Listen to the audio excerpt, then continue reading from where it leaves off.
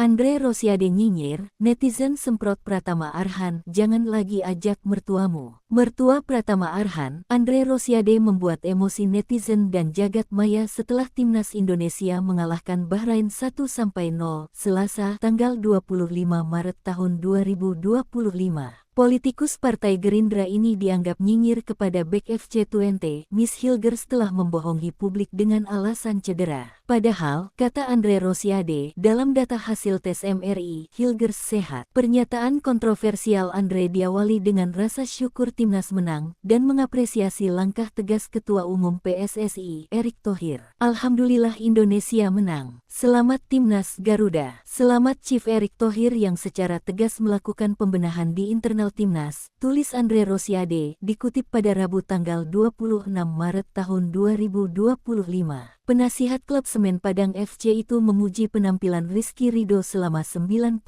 menit. Hari ini Ridho membuktikan diri menjadi pahlawan di jantung pertahanan Indonesia, kata Andre Rosiade. Ia lalu menuliskan soal Indonesia tidak butuh pemain yang berpura-pura cedera. Meskipun pahit dan resiko diserang netizen, tapi kebenaran harus diungkap. Yang tidak puas silakan cek aja di rumah sakit atau minta PSSI ungkap hasil merinya.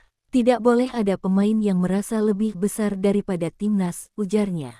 Meski tak menyebut nama, namun banyak netizen yang menduga bahwa pemain itu Miss Hilgers, yang pulang terlebih dahulu ke Belanda karena cedera saat membela timnas Indonesia lawan Australia. Netizen yang kesal mulai membanjiri kolom komentar postingan dari Andre Rosiade. Mereka meminta Pratama Arhan menasehati mertuanya.